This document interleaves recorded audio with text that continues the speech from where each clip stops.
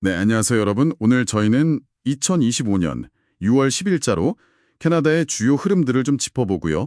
이게 여러분의 삶과 어떤 관련이 있을지 함께 깊이 파고들어 보겠습니다. 국방 예산의 큰 변화부터 시작해서 논란 중인 F-35 전투기 도입 문제, 또 심상치 않은 올여름 산불 예고, 그리고 이민이나 취업, 생활비 문제까지요. 캐나다의 현재를 다각도로 조명해 볼 텐데요. 중요한 정보들 놓치지 않도록 귀 기울여 주세요, 여러분. 네, 오늘 다룰 사안들이 언뜻 보기엔 좀 별개처럼 보일 수도 있는데 사실은 다 연결되어 있거든요. 아, 그렇죠. 예를 들면 국방비 지출 확대가 다른 분야 예산이나 경제 전반에 미칠 파급 효과 같은 거요. 또 기후변화가 우리 일상에 가하는 직접적인 위협들. 네. 그리고 캐나다 정착에 정말 중요한 이민이나 일자리 시장 변화까지 좀 복잡해 보일 수 있는 이 연결고리들을 오늘 명확하게 풀어드리겠습니다. 좋습니다. 그럼 먼저 가장 눈에 띄는 소식부터 시작해 볼까요? 캐나다 국방정책의 대전환인데요. 마크 카니 총리가 국방 예산을 아주 큰 폭으로 늘려서 내년 초까지요. 그 국내 총생산 GDP 대비 2%라는 나토 국방비 지출 목표를 달성하겠다고 선언했어요. 2%요? 네. 원래 계획보다 무려 5년이나 앞당기는 건데 당장 이번 회계연도에만 90억 캐나다 달러가 추가로 투입된다고 합니다. 90억 달러? 와. 네. 이게 낡은 군장비 교체라던가 또 미국의 국방력에 대한 의존도를 좀 줄이려는 의도도 있다고 하죠. 맞습니다. 이건 그냥 예산만 늘린 게 아니고요. 급변하는 국제 정세 속에서 캐나다가 좀 더 주체적인 목소리를 내겠다. 이런 전략적인 방향 전환으로 읽어야 할 것 같아요. 아하. 근데 여기서 좀 생각해 볼 점은 과연 이 막대한 돈이 바로 군사력 강화로 이어질 수 있겠느냐 하는 거죠. 그게 바로 되지는 않을 수도 있겠군요. 네, 당장 병력만 해도 14,000명 가까이 부족하고요. 장비 가동률도 좀 낮은 상태거든요. 물론 최근에 영주권자 입대를 허용하면서 신병 모집은 좀 숨통이 트였어요. 6,706명 확보해서 10년 내 최고치라고는 하는데. 오, 그래도 그건 다행이네요. 그렇죠. 하지만 이게 근본적인 인력난 해소나 실질적인 전투력 향상까지 이어지려면 시간이 꽤 걸릴 수밖에 없고요. 또 하나 이 큰 돈을 어디서 마련할지 그 재원 마련 방안이 아직 좀 불확실해서 재정 부담에 대한 우려도 나오고 있습니다. 그렇군요. 국방력 강화라는 목표와는 좀 어긋나는 소식도 있네요. 캐나다가 야심차게 도입하려던 F-35 스텔스 전투기 있잖아요. 88대 구매 계획이었는데 여기에 좀 빨간불이 커졌어요. 아, F-35 문제요? 네. 감사원 보고서를 보니까 예상 비용이요. 처음 발표했던 것보다 거의 50%나 들었대요. 277억 달러. 50%요? 거의 반이네요. 그렇죠. 근데 심지어 여기에 꼭 필요한 기반 시설 비용 있잖아요. 55억 달러가 넘는 거 그건 아예 포함도 안 됐다고 하더라고요. 아니 그 비용까지 빼고요. 네. 인플레이션이나 환율 문제도 있겠지만 처음 예산을 짤 때 너무 오래된 자료를 썼다는 지적도 나왔어요. 이건 좀 허술해 보이는데요. 맞아요. 근데 단순히 비용 증가만 문제가 아니에요. 더 깊이 들여다봐야 할 부분이 있는데 조종사 부족 문제요.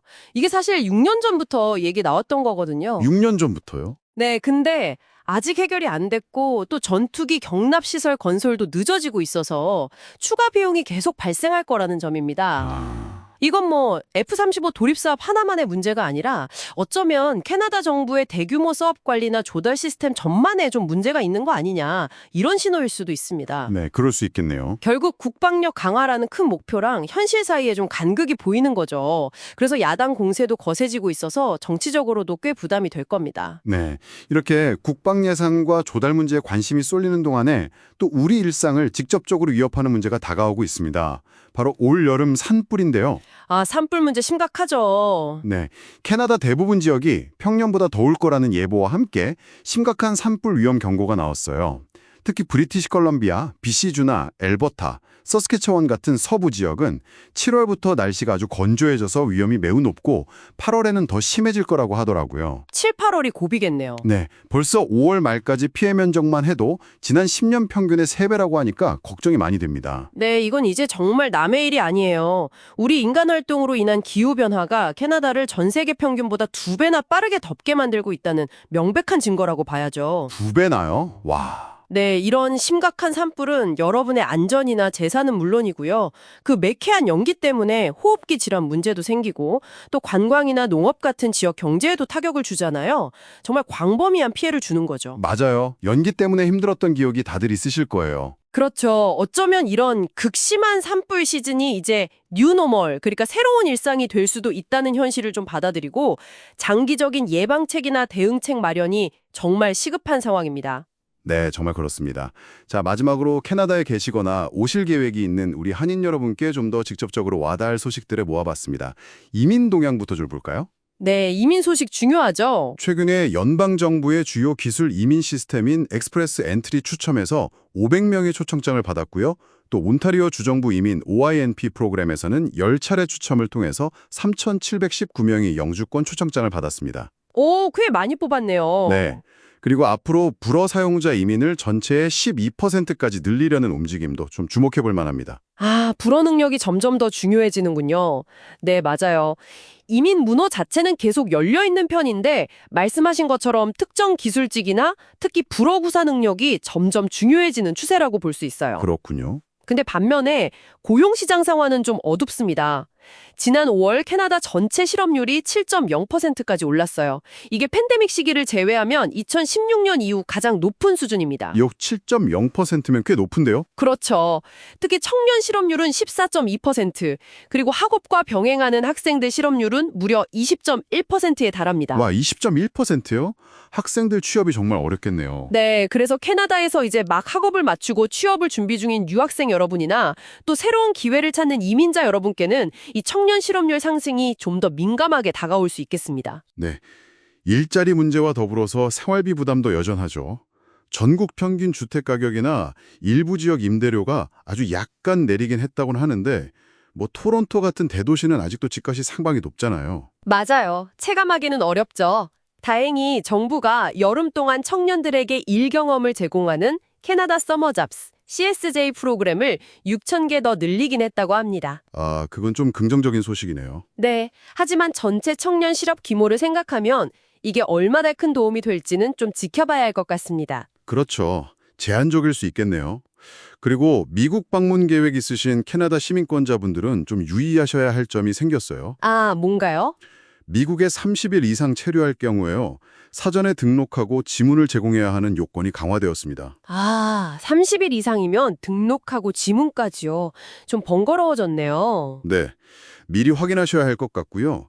또 온타리오주의 트릴리움 베네핏 지급이나 BC주의 최저임금 인상 같은 각 주마다 생활에 영향을 미치는 정책 변화들도 있으니까요. 이런 부분도 꼼꼼히 확인하시는 것이 좋겠습니다. 네, 알겠습니다. 오늘 살펴본 것처럼 캐나다는 국방력 강화라는 외부적인 과제부터 시작해서 기후변화 대응, 또 만만치 않은 경제 상황, 그리고 이민 정책의 미세 조정까지 정말 복잡하고 중요한 변화의 시기를 지나고 있는 것 같습니다. 맞습니다. 이런 큰 흐름들이 결국 여러분의 삶에 어떤 식으로든 영향을 미치게 될 테니까요. 계속해서 관심을 갖고 지켜보는 것이 중요하겠습니다. 네, 마지막으로 여러분께 질문 하나를 던지면서 마무리할까 하는데요. 네, 어떤 질문인가요? 이렇게 국가적인 도전 과제들, 뭐 국방, 기후, 경제 같은 것들이 있고 또 개인적인 어려움, 취업이나 생활비 같은 문제들이 동시에 닥쳐오는 상황이잖아요. 그렇죠. 이럴 때 앞으로 캐나다 사회의 일원으로 성공적으로 자리 잡고 또 성장하기 위해서 우리 개인과 커뮤니티는 어떤 준비와 지혜가 필요할까요? 어려운 질문이네요. 그리고 또 하나, 오늘 이야기 나눈 국방, 기후, 경제, 이민이라는 이 각기 다른 사안들 사이에 혹시 우리가 아직 보지 못하고 있는 또 다른 중요한 연결고리는 없을까요? 이런 점들을 한번 생각해 보시면 좋겠습니다. 네, 정말 생각해 볼 만한 질문인 것 같습니다. 오늘 저희와 함께 캐나다의 현안들을 깊이 들여다봐 주신 여러분, 감사합니다.